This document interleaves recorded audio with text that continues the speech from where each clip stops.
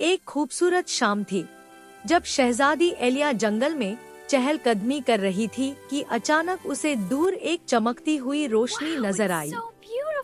जब वो करीब गई तो उसने देखा कि वहाँ एक अजीब और जादुई दरवाजा खड़ा था जो रंग बिरंगी आइसक्रीम से बना हुआ था। हैरानी से उसने दरवाजे को छुआ तो नरम जादुई रोशनी उसके हाथों के गिर्द फैल गई और दरवाजा आहिस्ता आहिस्ता खुद खुलने लगा। शहजादी ने हिम्मत की और अंदर कदम रखा तो अगले ही लम्हे वो एक हैरतअंगेज आइसक्रीम शहर में पहुंच गई। गलियां आइसक्रीम से बनी थी, इमारतें कोन और संडे की शक्ल की थी। छोटे आइसक्रीम रोबोट इधर उधर चल रहे थे और दरमियान में एक बड़ा आइसक्रीम फव्वारा जादुई रोशनी बिखेर रहा था। अचानक उसकी नजर एक चॉकलेट झील पर पड़ी जिसमें छोटे आइसक्रीम केक तैर रहे थे।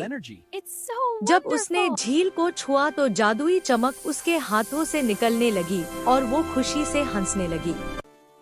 उसी वक्त एक नन्ही चमकती हुई परी नमूदार हुई जिसने मुस्कुराकर कहा कि ये जादुई आइसक्रीम की दुनिया है, और फिर उसने शहजादी को आइसक्रीम का जादू इस्तेमाल करना भी सिखाया।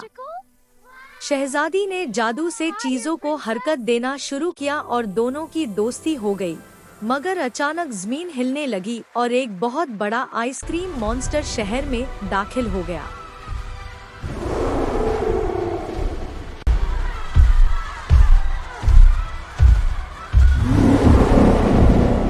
वो इमारतें गिराने लगा और शहर में खौफ फैल गया। लोग छुप गए मगर शहजादी और परी ने शहर बचाने का फैसला किया। उन्होंने जादुई आइसक्रीम से मंसूबा बनाया कि मॉन्स्टर को कैसे रोका जाए। फिर शहजादी ने हिम्मत करके जादू इस्तेमाल किया और रोशनी की शुआ मॉन्स्टर की तरफ भेजी। जादू लगते ही मॉन्स्टर की ताकत कम होने लगी और वो सिकुड़ने लगा। आखिरकार वो एक छोटा सा प्यारा मखलूक बन गया, क्योंकि वो असल में बुरा नहीं था बल्कि अकेला था।